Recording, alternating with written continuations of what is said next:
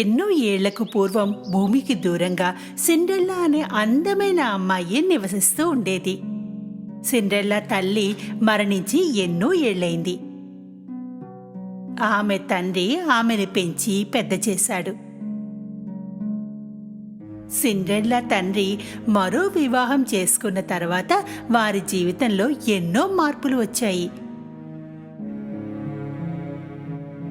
ఆమె తండ్రికి కొత్త భార్య మరియు ఆమె ఇద్దరు కూతుళ్ళు సవితి తండ్రి ఇంట్లోనే ఉండసాగారు.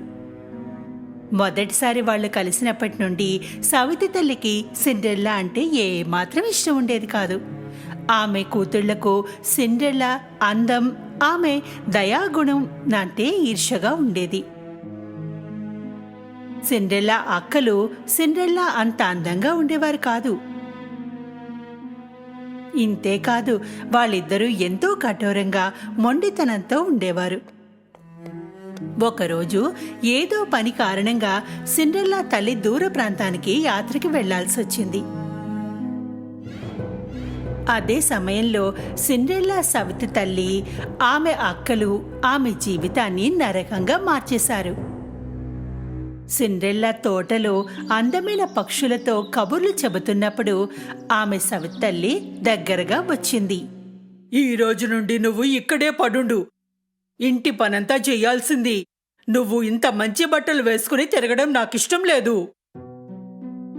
సిండ్రెల్లాకి ఆమె చెప్పింది ఏమీ అర్థం కాలేదు. నిస్సహాయంగా ఆమె చెప్పినట్లే చేయసాగింది. ఆమె తన వస్తువుల్ని తీసుకుంది, పాకలోకి వెళ్ళిపోయింది. ఆ రోజు తర్వాత నుండి సిండ్రెల్లా ఇంటి పనులన్నీ స్వయంగా చేసేది. ఆమె ఎంతో అలసిపోతుంది. కానీ ఆమె సవతల్లికి లేదా సవతి అక్కలకి ఆమెపై ఏమాత్రం దయలేదు. "నేలంతా మళ్ళీ శుభ్రం చెయ్యి. దీనిపై దుమ్ము నీకు కనిపించడం లేదా? నువ్వింకా బట్టలు ఉతకడం లేదా? నా వద్ద వేసుకోవడానికి మంచి డ్రెస్సే లేదు." సిండ్రెల్లా వద్ద ఎలకలు, కిటికీ దగ్గరకు వచ్చే పక్షులు తప్ప మరో స్నేహితులు లేరు. చలి నుండి కాపాడుకోవడానికి రాత్రి సమయంలో ఆమె చిమ్నీ దగ్గరగా వెళ్లి వేడి కాపడం తీసుకుంటూ ఉండేది. అక్కడే నిద్రపోయేది. ఇలాగే రోజులు గడిచిపోయాయి. ఓ రోజు పట్నంలో రాజ్యం నుండి ఒక ప్రకటన జరిగింది. "మా రాకుమారుల ద్వారా మహల్లో ఒక పార్టీ జరగనుంది. పెళ్లి కోసం అర్హులైన అమ్మాయిలందరూ ఈ పార్టీకి ఆహ్వానించబడుతున్నారు."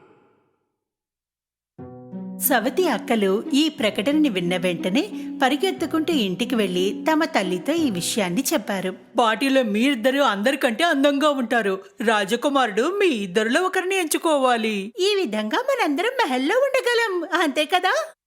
నేను మీ ఇద్దరి కోసం గౌను, చెప్పులు కొంటాను. పదండి, మనం కొనడానికి వెడదాం." సవితి తల్లి మరియు సవితి అక్కలు బయటికి వెళ్లిపోయారు. అక్కడ నిలబడి వాళ్ల మాటలు వింటున్న సిండ్రెల్లా బాధగా ఉండిపోయింది.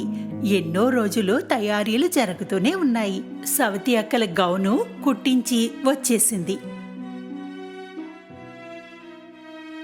ప్రతిరోజు వాళ్ళు ఆ గౌను వేసుకుని అద్దం ముందు నించుని తమ అందాల్ని చూసుకునేవారు.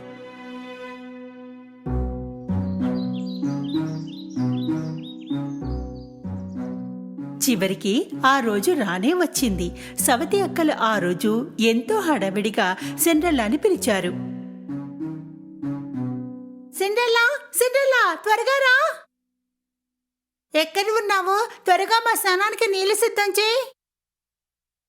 రోజంతా సిండ్రెల్లా తన అక్కల తయారవడంలో సహాయపడుతూనే ఉంది.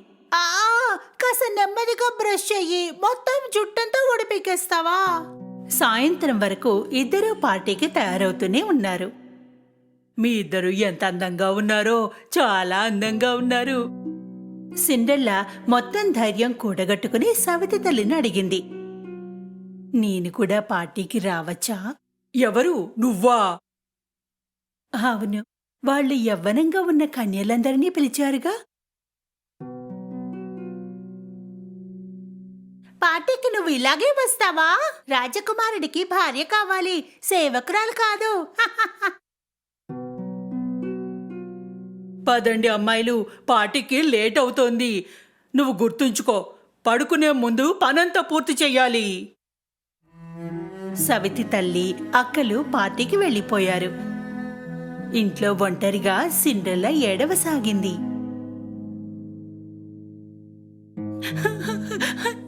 నేను పార్టీకి ఎందుకు వెళ్ళకూడదమ్మా? ఈరోజు నాకు అమ్మ ఉంటే ఇలా జరిగేది కాదు కదా. అదే సమయంలో ఒక ఉజ్వలమైన కాంతి కనిపించింది.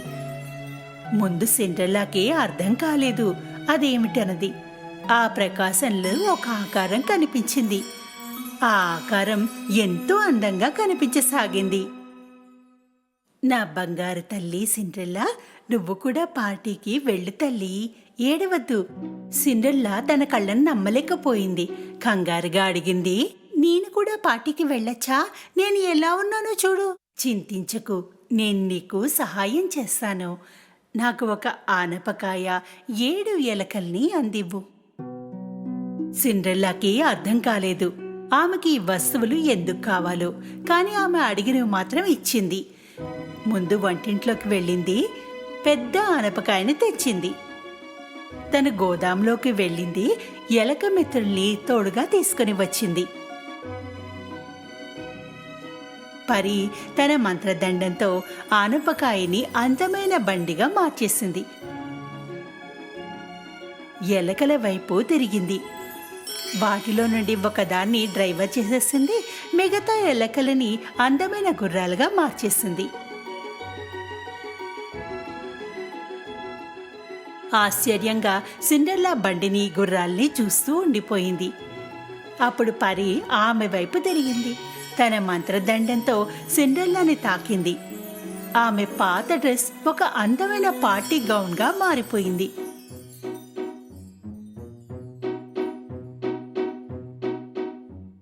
ఆమె కాలి చెప్పులు అందమైన గాజు చెప్పులుగా మారిపోయాయి. నేను రాజకుమారిలా ఉన్నాను కదూ. ఇప్పుడు పార్టీకి వెళ్లే సమయం అయింది. కానీ మర్చిపోకు, 12 గంటలు కాగానే నువ్వు ఇంటికి తిరిగి వచ్చేయాలి. ఎందుకంటే ఆ తర్వాత నువ్వు మునుపటిలా అయిపోతావు. సిండ్రెల్లా పరికి ధన్యవాదాలు చెప్పుకుంది. వెళ్లి బండిలో కూర్చుంది. మహల్ వైపు పయనించింది. ఆమె అందమైన బండిని చూస్తుండిపోయింది. ఆమె దాన్ని గుర్తుపట్టలేకపోయింది.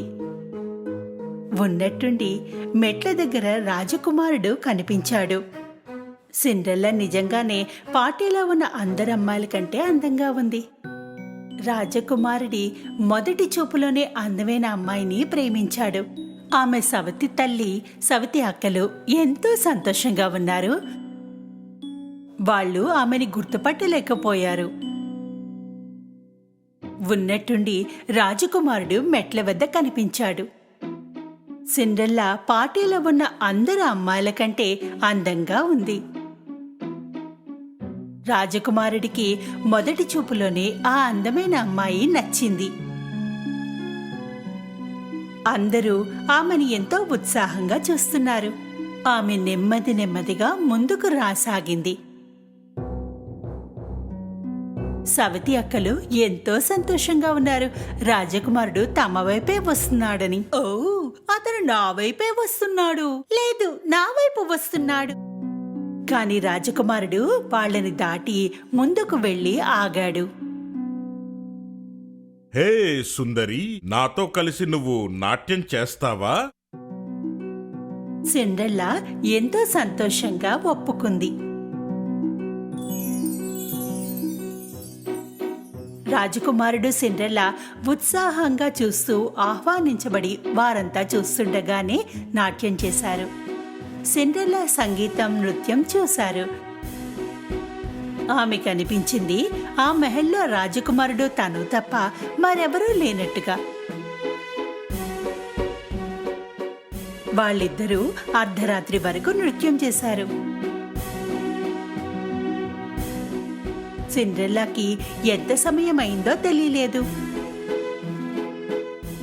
ఉన్నట్టుండి ఆమె చూపు గడియారంపై పడింది. అర్ధరాత్రి అయింది. అదే సమయంలో సిండ్రెల్లా పరి ఇచ్చిన హెచ్చరిక గుర్తొచ్చింది. 12 గంటలు కాగానే నువ్వు ఇంటికి వచ్చేయాలి, ఎందుకంటే ఆ తర్వాత నువ్వు మునుపటిలా అయిపోతావు. కంగారు పడుతూ ఆమె రాజకుమారుణ్ణి అక్కడే వదిలి పరిగెత్తి వెళ్ళిపోయింది. ఆమె మెహలు మెట్టు దిగుతున్నప్పుడు ఆమె ఒక చెప్పుని అక్కడే వదిలేసింది. ఆమె వద్ద దాన్ని తీసుకునే సమయం కూడా లేదు. బయటికి వస్తూనే 12 గంటలు గడియారం కొట్టింది. మళ్ళీ అన్నీ మునిపటిలాగానే మారిపోయాయి. రాజకుమారుడు ఆమె వెనకాలే పరిగెత్తుకుని వచ్చాడు, మెట్లపై వదిలేసిన చెప్పు పట్టుకుని. తెలుసుకోండి, ఈ చెప్పు ఎవరిదో. మరి దీనికోసం రాజ్యంలో ఉన్న యువతులందరినీ కలిసినా సరే ఆమెను వెతికి తీసుకుని రండి. సిండ్రెల్లా ఆయాసపడుతూ ఇంటికి చేరుకుంది. ఆమె రాజకుమారుడితో గడిపిన సమయాన్ని ఆలోచిస్తూ ఉండిపోయింది. ఆమెకి తెలుసు ఆమె వద్ద ఏ అవకాశం లేదు. అయినా రాజకుమారుణ్ణి ప్రేమించసాగింది. రాజకుమారుడి కోసం ఆ అమ్మాయి వెతకడం అసంభవం. ఒకవేళ వెతికినా కూడా గుర్తించలేడు. రాజకుమారుడి సేవకులు రాజ్యంలో ప్రతి ఇంటికి వెళ్లి ఆ చెప్పులు ఎవరికి చెందుతాయని మహిళల్ని వెతకసాగారు. కానీ ఆ చెప్పులు ఏ అమ్మాయి కాలికి జారడం లేదు.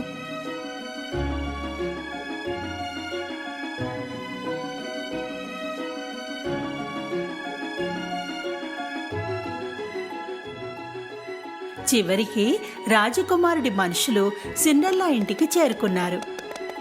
సిండ్రెల్లా రాజకుమారుడి బండిని ఇంటి ముందు ఆగడం చూసి ఎంతో సంతోషించింది. సిండ్రెల్లా గదిలో నుండి బయటికి రాబోయింది. ఆమె సవితి తల్లి తలుపు దగ్గర కనిపించింది. నువ్వెక్కడికి వెడుతున్నావు? నువ్వు కూడా చెప్పులు వేసుకోవడానికి ప్రయత్నిస్తావా ఏమిటి?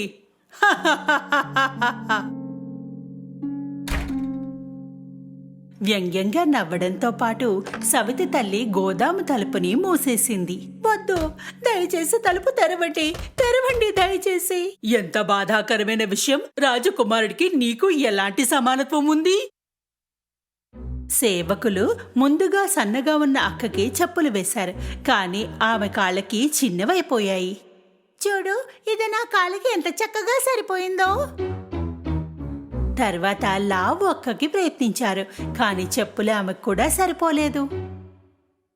బహుశా ఇంకో కాలికి వేసుకోవాలేమో. ఆమె ఎంతో ప్రయత్నించి విఫలమైంది. సిండ్రెల్లా కిటికీ వైపు పరిగెత్తడానికి ఆఖరిసారిగా ప్రయత్నించింది. కిటికీ చాలా ఎత్తుగా ఉంది. ఆమె ఏడవసాగింది. ఆమె ఏడవడం చూసి ఆమె ఎలక మిత్రులు దగ్గరగా వచ్చాయి. నా సవితి తల్లి నన్ను బంధించింది, తాళం ఆమె వద్దే ఉంచుకుంది. ఎలకలు తలుపు కింద దారి నుండి బయటికి వచ్చి సవితి తల్లి తలుపు వద్ద రాజకుమారుడి మనుషులపైకి ఎక్కి నిలబడ్డాయి. మీరు రేపు రావచ్చు కదా, ఈరోజు వాళ్ళు ఎంతో అలసిపోయి ఉన్నారు, కాళ్ళు కాస్త వాచాయి. ఎలక సవితి తల్లి స్కర్ట్ పైకి ఎగిరింది, తాళం తీసుకుని పైనుండి పరిగెత్తింది. తాళం తలుపు కింద నుండి జారేలా చేసింది.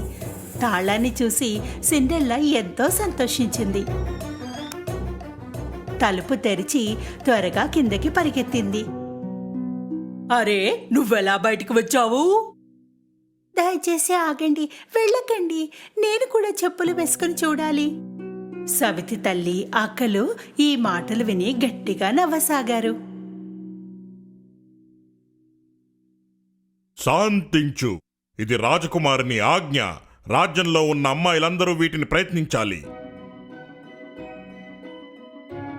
సిండ్రెల్లా ఆ చెప్పులు వేసుకోగానే అందరికీ ఆశ్చర్యం కలిగింది, ఎందుకంటే ఆ చెప్పులు ఆమెకి చక్కగా సరిపోయాయి. ఓ సుందరి, ఈ చెప్పు మరి నీదేనా?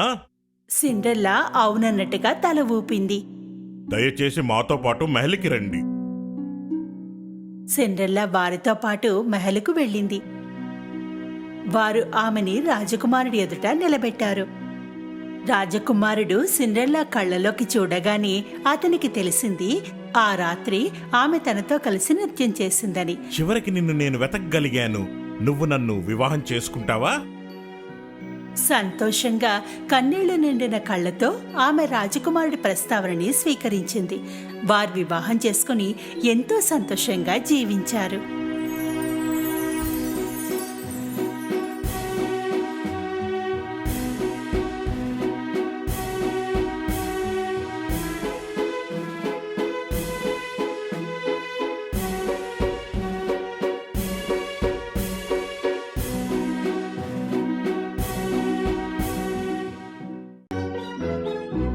ఒకానొకప్పుడు ఒక మంత్రించిన అడవి చుట్టూ మంచు తెల్లటి కోటలో నివసించే ఒక దయగల హృదయపూర్వక రాణి ఉండేది. చల్లని శీతాకాలపు రోజున మసకబారిన హిమపాతం చూస్తున్నప్పుడు రాణి పగటి కలలు కనేది. పిల్లలు బయట మంచులో పరిగెత్తడం ఆమె వినగలిగేది. ఆమె కిటికీని తెరిచి వాళ్ళని చూడ్డానికి ఆలోచించేది. ఆ చల్లని గాలికి ఆ రాణికి ఇష్టమైన ఎర్ర రుమాలు గాలికి ఎగిరిపోయింది.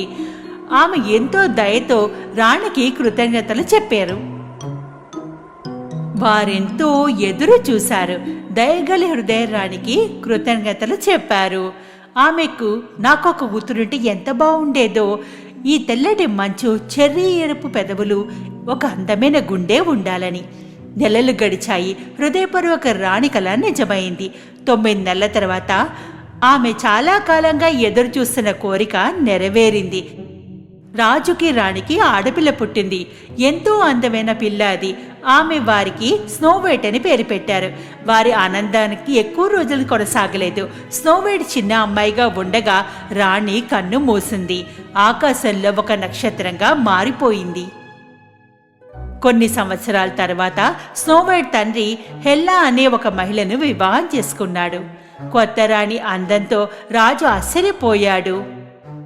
అందువల్ల ఆమె అహంకారంతో ఉండేది. గర్వంగా ఉందని ఎప్పుడూ గ్రహించలేకపోయాడు. గోడపై అద్దము, వీరందరిలో అద్భుతమైన వ్యక్తి ఎవరు?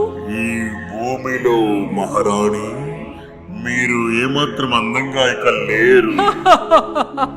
నాకన్నా అందంగా ఎవరు ఉండలేరు. స్నోవైట్ ఒక అందమైన యువతిగా ఎదిగింది. ఆమె తండ్రి రాజు తన సైనికులతో సుదీర్ఘ ప్రయాణంలోకి వెళ్ళాడు. అతను వెళ్లే ముందు అతనికి పెద్ద కౌగిలింత ఇచ్చాడు. నువ్వు బాధపడకు స్నోవైట్, నేను తిరిగి వస్తాను.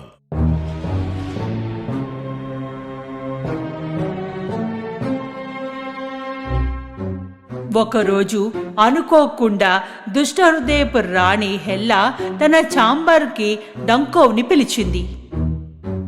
నా మ్యాజిక్ మిర్రర్ని తెరవండి డంకోవ్. చెంబర్లైన్ డంకోవ్ వికృతమైనవాడు. కవర్ను తన పైకి లాగాడు. మూర్ఖుడా, ఎప్పుడే ఇక్కడ నుండి వెళ్ళిపో.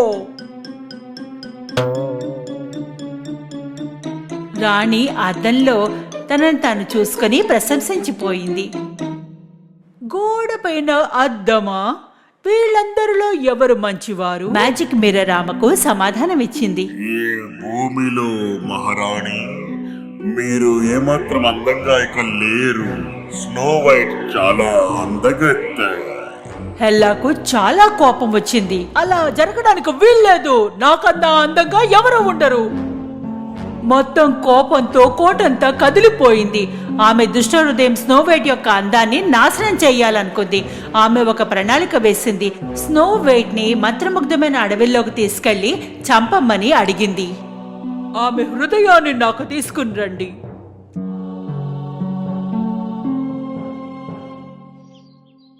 స్నోవైట్ రాజవేటగాడిని నమ్మింది. అతనితో కలిసి అడవిలోకి వెళ్ళింది. దారిలో ఆమె గాయపడిన పక్షిని నేల మీద చూసింది. స్నోవైట్ పక్షిని ఎత్తుకుని దాని రెక్కల్ని సహాయపడింది. ఆమె వెనకే రాజవేటగాడు ఆమెపైకి చొప్పించాడు.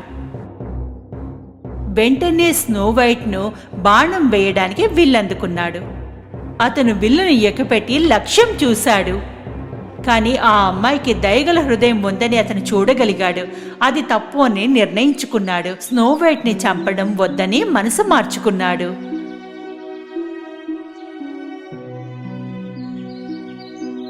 స్నో వైట్, మీ ప్రాణాలను తీయమని ఆమె నన్ను ఆదేశించింది.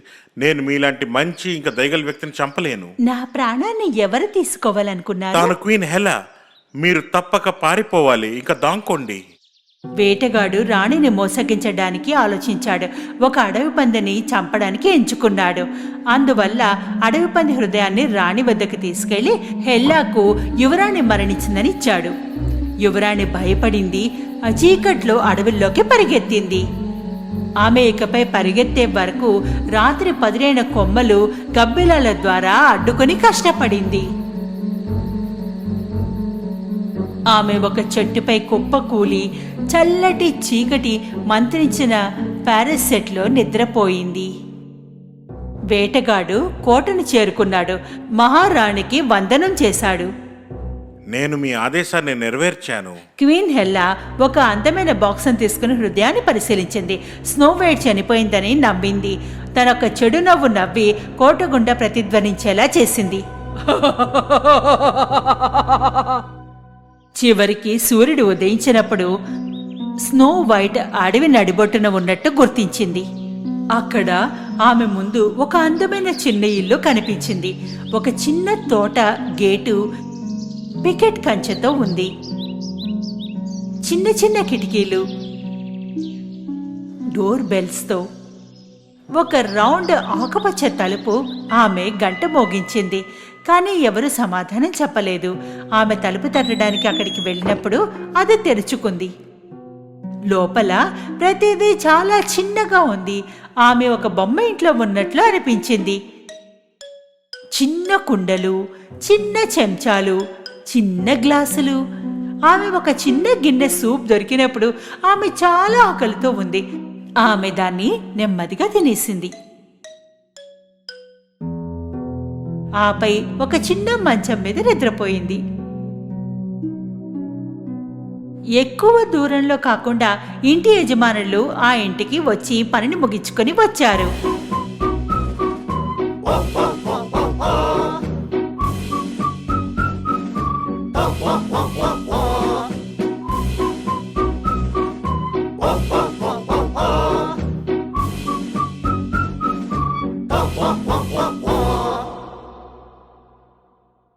వారు లోపలికి ప్రవేశించిన వెంటనే ఏదో తప్పు జరిగిందని వారికి అర్థమైంది.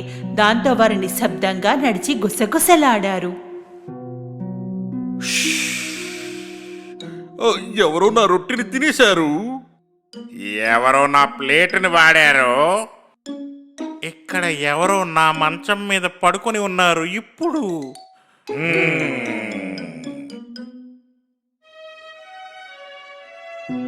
ఎంత అందమైన అమ్మాయి.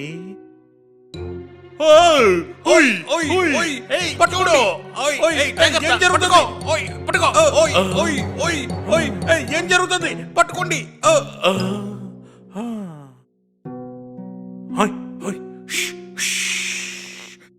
తను లేచిపోయింది. తను దాంకుని ఉంది దుప్పటిలో. నువ్వు అస్సలు భయపడద్దు ఓ చిన్నపిల్ల. మేము ఆ 7 మరుగుజ్జులం. నేను ఏస్. నేను jolly, angry, curious, silly, shy and lazy. నేను స్నో వైట్ని. నన్ను మీరు క్షమించాలి. నేను మిమ్మల్ని అడగకుండా వచ్చాను. స్నో వైట్ వాళ్ళకి జరిగిందంతా చెప్పింది. ఆమె కథ వినగానే మరుగుజ్జులు ఎంతో బాధపడ్డాయి. కాబట్టి వారు తమ ఇంట్లో ఉండేందుకు కలిసి ఉండొచ్చని చెప్పారు. అయితే ఒక్క షరతు ఉందని చెప్పారు. మాకు పాటలు పాడడం అంటే చాలా ఇష్టం. నీ గొంతు చాలా అందంగా ఉంది యువరాణి. స్నో వైట్ నా పేరు. నేను ఈరోజు కోటకు దూరం అయ్యాను. ఆకాశం వైపు చూస్తూ నా తల్లితో మాట్లాడా. ఆమె ఇప్పుడు ఒక తారహింది. ఈ అడవిలో నేను ఆనందంగా ఉన్నా. నా చిన్న స్నేహితులు మరుగుజ్జులు నన్ను రక్షిస్తున్నారు. నా చిన్న హృదయాలు ఆశతో ఉన్నాయి. ఈ చిన్ని హృదయాలు మళ్ళీ గెలుస్తాయి.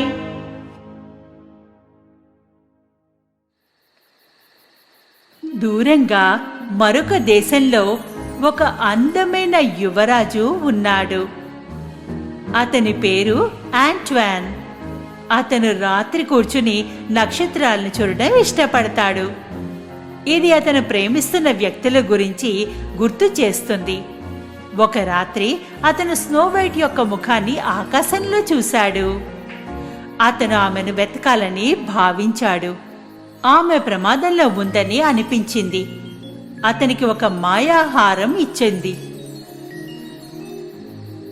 దాంతో ప్రిన్స్ ఆంట్వాన్ తన నమ్మదగిన గుర్రాన్ని తీసుకుని ఆకాశంలో అందమైన ముఖాన్ని వెతకడానికి దూరంగా వెళ్ళిపోయాడు.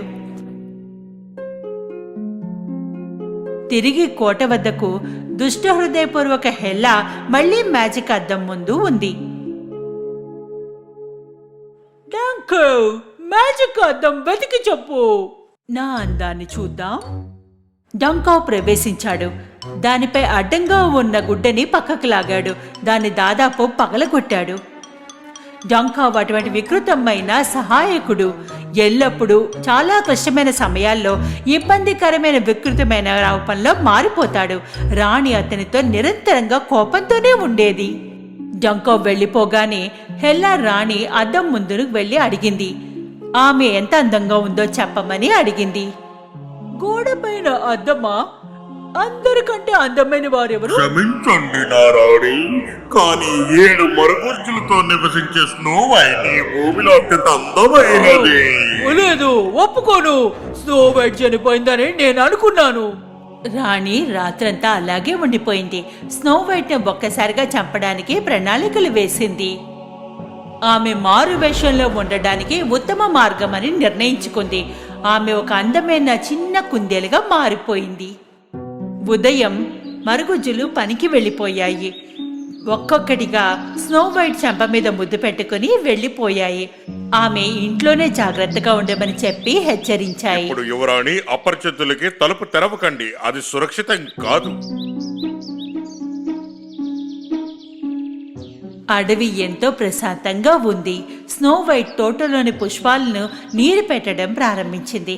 తోటలో కూర్చుని ఉన్నప్పుడు యువరాణివి చిన్ని బన్నీని గమనించింది. అది బాధలో ఉందనిపించింది.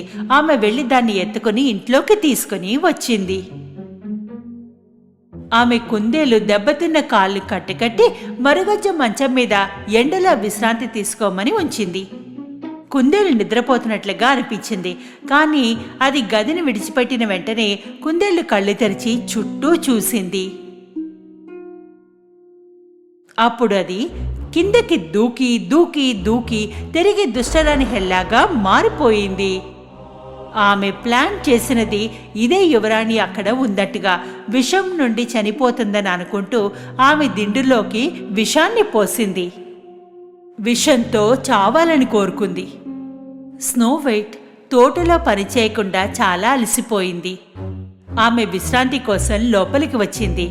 ఆమె విషపూరితమైన దిండుపై తలదించుకోబోయింది. ఆమె మరుగుజ్జుల ఇంటికి రావడం వింది. యువరాణి తలుపు వద్ద వారిని కలుసుకుంది. ఒక రుచికరమైన విందు తర్వాత వారు రాత్రంతా నృత్యం చేశారు. స్నో వైట్ పొయ్యి ముందు నిద్రపోయింది. అది ఆమె చేసిన మంచి పని. ఎందుకంటే ఆమెకి విషపూరితమైన దిండుపైన నిద్రపోలేదు. రాణి తన కోటకు తిరిగి వచ్చినప్పుడు డంకో ఇంకా నిద్రలోనే ఉన్నాడు. ఆమె తలుపుకు కాపలాగా ఉన్నాడు. ఆమె ప్రణాళిక ఫలించిందని భావించి ఆమె మ్యాజిక్ మిర్రర్ వద్దకు వెళ్ళింది. గోడపైన ఉన్న అద్దమా? అందరిలోకి అందమైన వారెవరు? మహారాణి, 7 మరుగుజ్జులతో నివసించే స్నో వైట్ ఈ భూమి మీద అందమైన అమ్మాయి. కాదు, నేను ఎట్టి పరిస్థితుల్లో ఒప్పుకోను. ఆమె భూమిలో అందంగా ఉండడానికి వీల్లేదు. నేను ఆమెను చంపేందుకు ప్రణాళిక వేసి వచ్చాను. Snow white.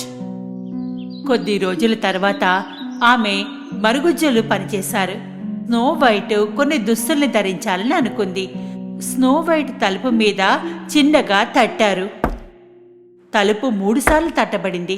స్నో వైట్ అది ఎవరో చూడ్డానికి తలుపు తెరిచింది. ఆమె ద్వారం బయట నుంచే చూసింది. అది ఒక వృద్ధ స్త్రీ. అసహ్యంగా ఉంది. బుట్టలో పళ్లతో ఉంది. మీరు ఎవరు? నేను అమ్ముకునేదాన్ని.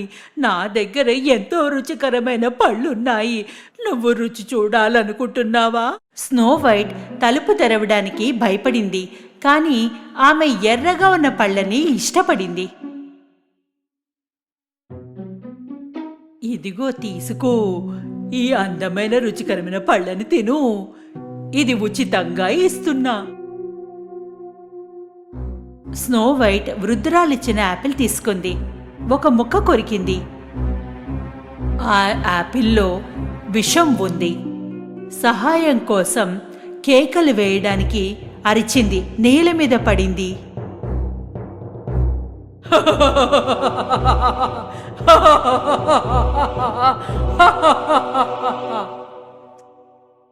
రహదారికి కొద్ది దూరంలో ప్రిన్స్ యాంట్వాన్ తన గుర్రాన్ని చెట్టు నీడలో విశ్రాంతి తీసుకున్నాడు. అతను ఆకాశంలో చూసిన అందమైన ముఖాన్ని కనుగొనడానికి ఎంతో దూరం ప్రయాణించాడు. రహదారికి కొంత దూరంలో ఒక వృద్ధ మహిళ వెంట నడుస్తున్నట్టుగా అతను చూశాడు. నిజానికి అకస్మాత్తుగా ఆమెతో మాట్లాడాలనుకున్నాడు. ఆమె ఒక ఇటుకను తీసుకుని రాజుని తలపగల కొట్టింది. యువరాజు మరియు అతని గుర్రం ఆశ్చర్యపోయారు. అతని ఆదేశాలను అడగకూడదని నిర్ణయించుకున్నారు. కొద్దిసేపటి తర్వాత 7 మరుగుజులు వచ్చారు.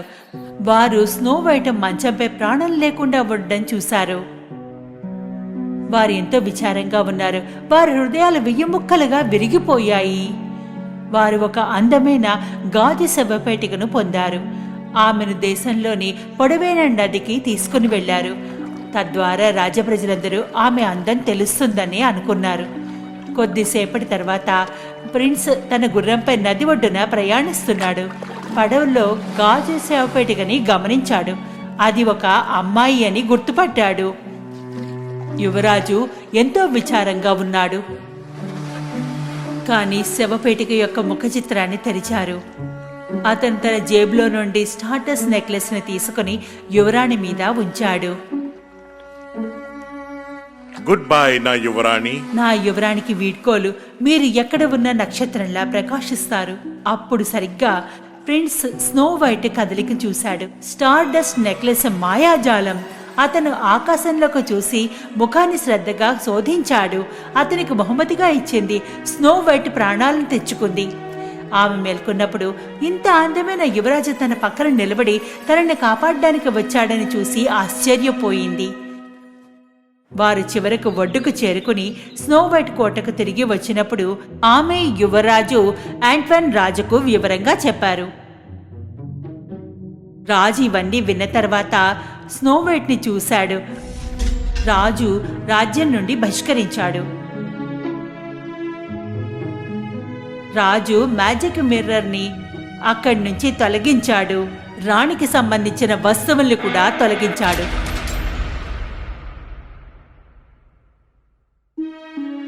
కొన్ని నెలల తర్వాత స్నో వైట్ ప్రిన్స్ ప్రేమలో పడ్డారు. ఎందుకంటే ఇది వివాహం చేసుకున్నది కాదు, కోటలో ఒక అందమైన వివాహం జరిగింది. మరుగుజ్జులు కూడా ఆహ్వానింపబడ్డారు. అందరూ జరుపుకున్నారు సంబరాలు.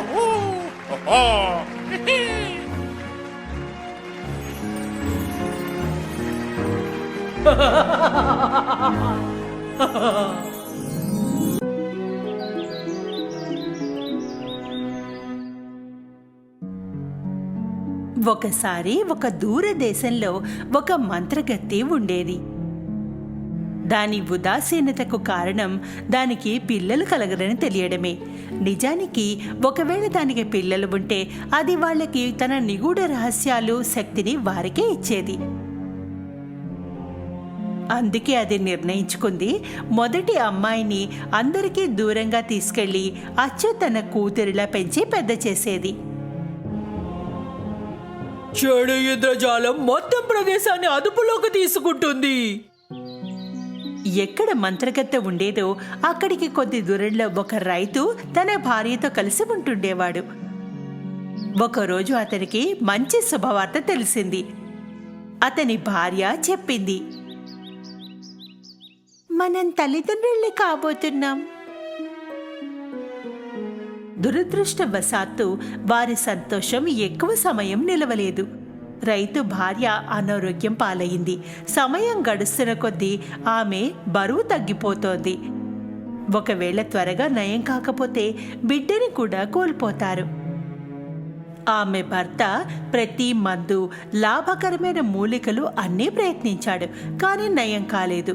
ఆమెని చివరికి వైద్యుని వద్దకు వెడితే అతను ఒక పద్ధతి ఉంది, అలా చేస్తే ఆమెకు నయం అవుతుందని చెప్పాడు. ఒక చెడ్డ మంత్రగత్తె ఉంది. ఆమె వద్ద మాత్రమే ఈ వ్యాధిని నయం చేసే వనమూలికలున్నాయి. ఇప్పుడు కేవలం ఇది ఒకటే మార్గం. ఆ రైతు తన మొత్తం ధైర్యాన్ని కూడగట్టుకుని ఆ మంత్రగత్తె భవంతిలోకి వెళ్ళాడు. తలుపుని తట్టాడు. ఏ మాత్రం భయం లేకుండా నా తలుపు తట్టావా? ఖచ్చితంగా ఏదో ముఖ్య విషయమే అయి ఉంటుంది. నా భార్యకి అనారోగ్యంగా ఉంది. ఆమె పరిస్థితి రోజురోజుకి క్షీణిస్తోంది. మీ దగ్గర మాత్రమే ఆ వైద్యానికి కావాల్సిన వనమూలిక ఉందని నేను విన్నానండి. అలాగా? ఇంతకీ నేను నీకు ఎందుకు సహాయం చేయాలి? నేను మిమ్మల్ని వేడుకుంటున్నాను, దయచేసి నాకు సాయం చేయండి. నా భార్య గర్భవతి. ఆమె చికిత్స చేయకపోతే నేను ఇద్దరినీ పోగొట్టుకుంటాను. అతని స్థితి గురించి విన్నాక మంత్రగత్తె తన మనసుని మార్చుకుంది. అతనికి సహాయం చెయ్యాలని నిర్ణయించుకుంది. నువ్వు నేను చెప్పినట్టుగా చేస్తే నేను నీకు సహాయం చేస్తాను. మంత్రగత్తె చికిత్స కోసం మూలికల్ని ఇచ్చింది. నువ్వు ఈ మూలికల ఆకులని ఒక్కొక్క ముక్కగా చేసి నీ భార్యకు రోజు తినిపించు, ఆమెకు నయం అవుతుంది. అతను ఎంతో సంతోషంగా పరిగెత్తుకుని ఇంటికి చేరుకున్నాడు. అతని భార్యకు రోజు ఆకుల ముక్కల్ని తినిపించసాగాడు. ఆమె ఆరోగ్యం మెరుగవ్వసాగింది. ఆమె కోల్పోయిన బరువు కూడా నెమ్మదిగా పెరగసాగింది. కానీ కొద్ది రోజుల తర్వాత మంత్రగత్తె ఇచ్చిన ఔషధం అయిపోయింది. భార్య ఆరోగ్యం మళ్లీ మొదటికి వచ్చింది. ఈసారి ఎంతో తక్కువ సమయంలో ఆమె పరిస్థితి విషమిచ్చింది. మరో దారి లేకపోవడంతో ఆ రైతు మంత్రగత్తె భవంతి వైపుకు మళ్లీ వెళ్ళాడు. మంత్రగత్తెకు తెలుసు ఆ వ్యక్తి మళ్లీ వస్తాడని. ఈ విత్తనం మాత్రమే నీ భార్యకు నయం చేయగలదు. దీన్ని నువ్వు నీ తోటలో నాటుకో. అప్పుడు నీ భార్యని పిల్లని కూడా కాపాడుకోగలవు. కానీ దానికో షరతు ఉంది. నువ్వు నీ బిడ్డను పుట్టగానే నాకు తెచ్చి ఇవ్వాలి. నేను నీ షరతుని ఎన్నటికీ ఒప్పుకోను. అయితే వెళ్ళిపో ఇక్కడి నుండి. మంత్రగత్తె అతని ముఖంపైనే తలుపు వేసేసింది. దుఃఖంతో ఆ వ్యక్తి ఇంటికి చేరుకున్నాడు. తన భార్యకు ఈ విషయం ఏమీ చెప్పలేడు కూడా. రోజులు గడుస్తున్న కొద్దీ పరిస్థితి విషమిస్తోంది. ఆమె బిడ్డకు కూడా ప్రమాదం కనిపిస్తోంది. రైతుకు రాత్రులు నిద్ర పడ్డం లేదు. ఒకవేళ మంత్రగత్తె షరతుని ఒప్పుకోకపోతే తన భార్య బిడ్డని కూడా పోగొట్టుకుంటాడు. ఒకవేళ షరతును ఒప్పుకుంటే పుట్టగానే బిడ్డని ఇచ్చేయాల్సి ఉంటుంది. కానీ తన భార్య బిడ్డ ఇద్దరూ దక్కుతారు. అందుకే అతను నిర్ణయించుకున్నాడు. మంత్రగత్తె మహలకు వెళ్ళాడు. అతను మంత్రగత్తె షరతుని ఒప్పుకున్నాడు. విత్తనాన్ని తీసుకుని ఇంటికొచ్చాడు. మంత్రగత్తె ఇచ్చిన విత్తనాన్ని తన తోటలో పాతిపెట్టాడు. విత్తనం అతి తక్కువ సమయంలోనే పెరిగి పెద్దదయింది. రైతు తన భార్యకు తను నాటిన మొక్క ఆకులు తినిపించసాగాడు. ఆమె ఆరోగ్యం రోజురోజుకు నయం కాసాగింది. మంచి ఆరోగ్యవంతమైన బిడ్డకు జన్మనిచ్చింది. కానీ ఆ రైతుకు ఇప్పుడు భయంగా ఉంది. ఎంత అందమైన బిడ్డ! ఆ రోజు రాజమహల్లో ఒక ఉత్సవం జరిగింది. రాణి కూడా ఒక బిడ్డకు జన్మనిచ్చింది. రాజు ఎంతో సంతోషంగా ఉన్నాడు. ఎందుకంటే ఇప్పుడు తన తర్వాత రాజకుమారుడున్నాడు. భవిష్యత్తులో రాజు అవుతాడు. రాజ్యంలో ప్రజలంతా పెద్ద మనసులో రాజుని రాణిని ఎంతో ప్రేమిస్తున్నారు. ఎవరికీ తెలియదు భవిష్యత్తులో ఒకరోజు ఆ పిల్లలిద్దరి జీవితాలు ఎలా ఉంటాయన్నది. భార్యాభర్తలిద్దరి సంతోషం ఎక్కువ రోజులు నిలవలేదు. ఆ రోజు మంత్రగత్తె వచ్చింది. బిడ్డని అడిగింది. భార్యాభర్తలిద్దరూ గుండెని రాయి చేసుకుని బిడ్డని ఆమెకిచ్చేశారు. నా కూతురు, నా చిట్టి కూతురు, అయ్యో! ఇప్పటి నుండి నా కూతురు, మీరు చింతించకండి. ఈమెని చక్కగా చూసుకుంటాను. రపుంజల్ అని పేరు పెడతాను.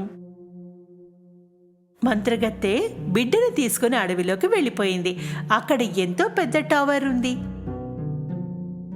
మంత్రగత్తె మెట్లపై నుండి టవర్ పై వరకు నడిచింది. ఆమె చివరికి భవంతిలో ఒక గది వరకు చేరింది.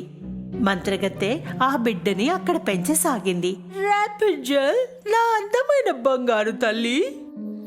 మంత్రగత్తెని తన తల్లి అనుకుని రాపుంజల్ ఆ టవర్లోనే తన జీవితాన్ని జీవించసాగింది. పగలంతా రాపుంజల్ టవర్ కిందకి దిగి మహల్ ఎదురుగా ఆడుకుంటుండేది. రాత్రి మళ్ళీ టవర్ ఎక్కి చివరి అంతస్తులో తన గదిలోకి వెళ్ళిపోతుండేది. మంత్రగత్తె రాపుంజల్ అందమైన జుట్టుని ఎప్పుడూ కత్తిరించలేదు. మంత్రగత్తె రోజు ఆమె జుట్టుని దువ్వెనతో దువ్వేది. చిన్న పిల్లకు ఇది బాగా నచ్చేది. రోజులు గడుస్తున్నాయి. రాపుంజల్ ఇప్పుడు పెద్దదయ్యింది. ఇప్పుడు ఆమె యవ్వన దశకు వచ్చింది. ఒకరోజు మంత్రగత్తె టవర్ వద్దకు వెళ్ళింది. రాపుంజల్ని బయటికి పిలిచింది. రాపుంజల్, నా బంగారు తల్లి, నీ అందమైన జుట్టుని కిందకు విసురు. రాపుంజల్ తన అందమైన జుట్టుని కిందకి విసిరింది. ఆమె జుట్టు ఇప్పుడు కింది వరకు చేరుతోంది. చాలా బాగుంది. మంత్రగత్తె టవర్ మెట్ల వరకు చేరుకుంది. మళ్ళీ చివరికి మెట్ల వద్దకు వెళ్లి తన మాయ చేత జుట్టుని మెట్లపైకి విసిరింది. ఏవో కొన్ని మంత్రాలు చదివింది. మెట్లు మాయమైపోయాయి.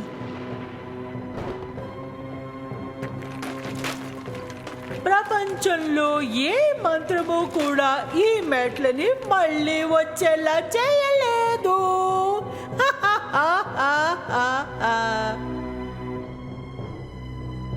జరుగుతున్నవన్నీ ఆశ్చర్యంతో చూస్తుండిపోయింది రాపుంజల్. ఆమెకి తెలిసింది ఈ టవర్ నుండి కిందకి తనెప్పటికీ వెళ్ళలేదని. మంత్రగత్తె రోజు టవర్ కిందకి దిగడానికి రాపుంజల్ జుట్టుని ఉపయోగించేది. సాయంత్రం కూడా ఆమె టవర్ కిందకి వచ్చి రాపుంజల్ని పిలిచేది. రాపుంజల్, రాపుంజల్, నీ జుట్టుని కిందకి విసురు, మీ అమ్మ వచ్చింది. ఆమె గొంతు వినగానే రాపుంజల్ తన జుట్టుని కిందకి విసిరేది. దాన్ని పట్టుకుని మంత్రగత్తె పైకి వచ్చేది. అమ్మా, నువ్వు నన్ను టవర్ బయటికి ఎందుకు వెళ్ళనివ్వవు? నువ్వు నన్ను ఇక్కడ ఎందుకు ఉంచావు? నా బంగారు తల్లి, నేను నిన్ను ఎంతో ప్రేమగా చూసుకుంటున్నాను. అందుకే నీకు ప్రపంచపు చెడు నుండి కాపాడాలనుకుంటున్నా. రాపుంజల్ రోజంతా పాటల్లో ఉండేది. తన కిటికీ దగ్గర వాలే పక్షులతో మాట్లాడుతూ ఉండేది. మరోవైపు అదే రోజున రాజమహల్లో పుట్టిన రాజకుమారుడు కూడా ఇప్పుడు యవ్వన దశకు చేరుకున్నాడు.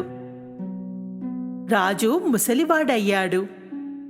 రాజు తన కుమారుడు తన సింహాసనాన్ని అధిష్ఠించి రాకుమారుని వివాహం చేసుకుని తనకు మనవడినివ్వాలని కోరుకుంటున్నాడు. ఇతర రాజ్యాల్లో ఎంతో మంది రాజకుమారులు మహల్కు వచ్చారు. తన భార్య రూపంలో ఎవరూ కనిపించలేదు. చివరికి రాజకుమారుడు ఒక సుదీర్ఘ యాత్రకు బయలుదేరాడు. తన అసలైన ప్రేమని వెతుక్కుంటూ అడవికి చేరుకోగానే అక్కడ ఉన్న పెద్ద టవర్ వెనక దాక్కున్నాడు. అతను తన మనుషుల్ని అడిగాడు. నేను ఈ అడవిలో ఎప్పుడూ రాలేదు. పదండి, ఈరోజు ఈ అడవిని దాటి వెడదాం. ఏదైనా మంచి దారి దొరుకుతుందేమో. రాజకుమారా, ఈ అడవి మంత్రకెత్తది. విన్నాను, దీనిలో ప్రవేశించిన వారు తిరిగి వెళ్లరు అని. అలా నువ్వు చెప్తున్నావా? ఇది కేవలం పుకార్లైనా కావచ్చు కదా. నేను స్వయంగా వెళ్ళి చూస్తాను. రాజకుమారుడు తన మనుషులతో సహా అడవిలోకి ప్రవేశించాడు. రాజకుమారుడికి తనపై చాలా నమ్మకం ఉంది, తన మనుషులపై కాదు. కొద్ది దూరం వెళ్ళాక ఎక్కడైతే రాపుంజల్ ఉంటుందో ఆ టవర్ కనిపించింది. అప్పుడు రాపుంజల్ పాటని అతను విన్నాడు.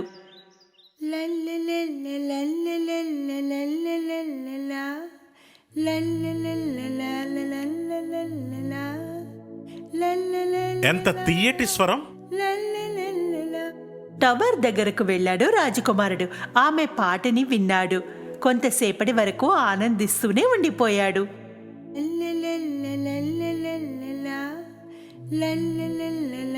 అదే సమయంలో మంత్రగత్తె అక్కడికి వచ్చింది. రాపుంజల్ని పిలిచింది. రాపుంజల్, నీ అందమైన జుట్టుని కింద పడేయ్. మంత్రగత్తె గొంతు విని రాపుంజల్ తన అందమైన జుట్టుని కిందకి పడేసింది. ఆ మంత్రగత్తె జుట్టుని పట్టుకుని పైకెక్కింది. ఓ, అంటే ఈమె పేరు రెపెంజల్ అన్నమాట.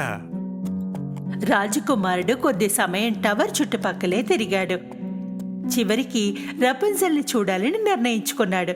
మంత్రగత్తె రపుంజల్ జుట్టు సాయంతో ప్రతి ఉదయం కిందకి రావడం, రాత్రి పైకి ఎక్కడం గమనించాడు.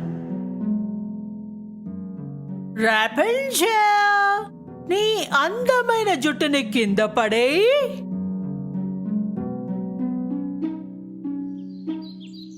చివరికి ఒకరోజు రాజకుమారుడు తన మొత్తం ధైర్యాన్ని కూడగట్టుకుని మంత్రగత్తె లేని సమయంలో టవర్ వద్దకు వెళ్లి పిలిచాడు. రెపెంజల్, రెపెంజల్! రాపుంజల్ మొదటిసారి తన తల్లి కాకుండా మరో గొంతును వింది. ముందు సంకోచించింది, కానీ తర్వాత ఆమె ఎంతో ఉత్సాహంతో ఎవరనేది చూడాలనిపించింది. అందుకే కిటికీ నుండి కిందకి చూసింది. ఆమె చూసింది ఒక నవ యువకుడు కింద తనని చూస్తుండడం. నువ్వు ఎవరివి? నీకు నా పేరులా తెలుసు? నేను ఈ సామ్రాజ్యానికి రాకుమారుణ్ణి. నేను నీ అద్భుతమైన స్వరాన్ని విన్నాను. నేను నిన్ను కలవాలని వచ్చాను. అపరిచితులతో మాట్లాడేందుకు నాకు అనుమతి లేదు. దయచేసి వెళ్ళిపో. నీకు నా వల్ల ఎలాంటి ప్రమాదం ఉండదు, నేను మాటిస్తున్నాను. దయచేసి కిందకి రా, మన ఇద్దరం మాట్లాడుకోవచ్చు.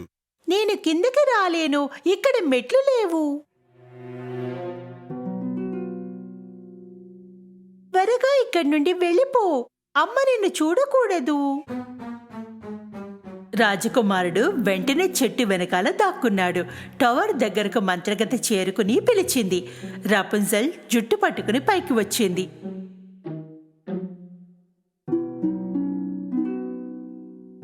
రాజకుమారుడు రోజూ రాసాగాడు. ఇప్పుడు ఇద్దరి మధ్య స్నేహం పెరిగింది. ఆమె కూడా రాజకుమారుడి పట్ల ఎలాంటి హాని లేదని తెలుసుకుంది. అందుకని తన జుట్టుని కిందకి విసిరింది. రాజకుమారుడు ఆమె అందమైన జుట్టు పట్టుకుని పైకి వచ్చేవాడు. రాపుంజల్ ఎంతో ఉత్సాహంగా ఉంది. ఆమె మొదటిసారి ఒక పురుషుడిని చూస్తోంది. ఈ రోజు రాజకుమారుడు తన ఎదురుగా నిలబడ్డాడు. నీ తల్లి నిన్నిక్కడ ఈ టవర్లో ఎందుకని బంధించింది?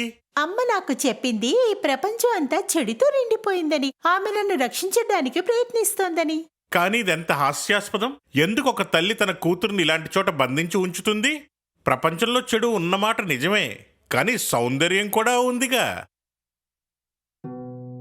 రాపుంజల్ రాజకుమారుడు చెప్పింది నిజమా అన్న విషయాన్ని తెలుసుకోవడానికి ఉత్సాహంగా ఉంది.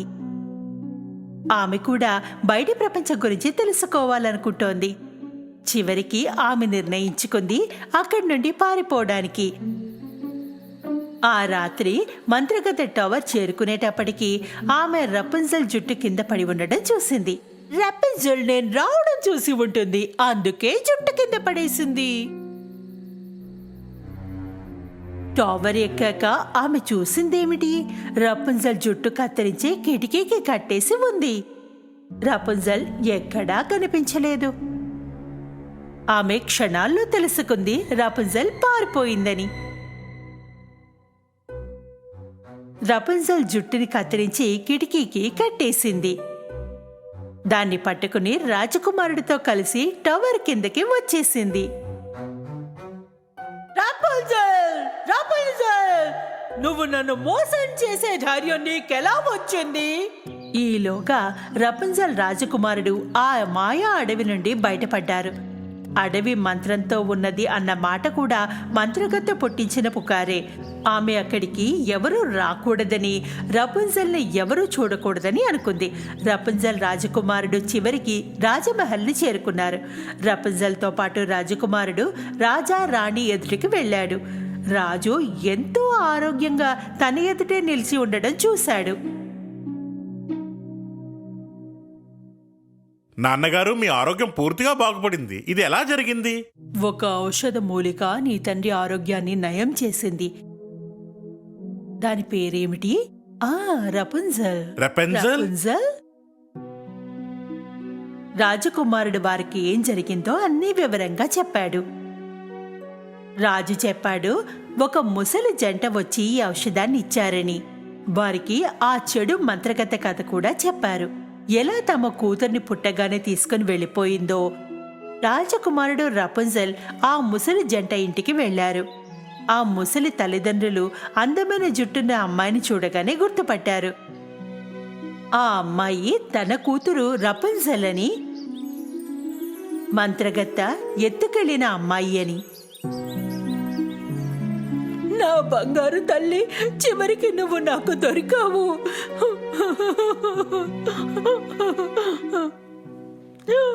మొదటి నుండి మొత్తం జరిగింది విన్నాక రపుంజల్ తన తల్లిదండ్రుల్ని గుర్తించింది. రాజకుమారుడు రపుంజల్ని వివాహం చేసుకున్నారు. సంతోషంగా ఉండసాగారు. ఆ టవర్లోకి వెళ్లిన మంత్రగత్తకేమైంది? రాజు మంత్రగత్తెని పట్టుకున్నాడు. ఆమెని ఆ టవర్లోనే ఖైదు చేశాడు. టవర్ కింద సైనికులని కాపలాగా ఉంచాడు. మంత్రగత్తె అక్కడి నుండి పారిపోకుండా కట్టుదిట్టం చేశాడు. మంత్రగత్తె మంత్ర రహస్యాలన్నీ కూడా మాయమైపోయాయి.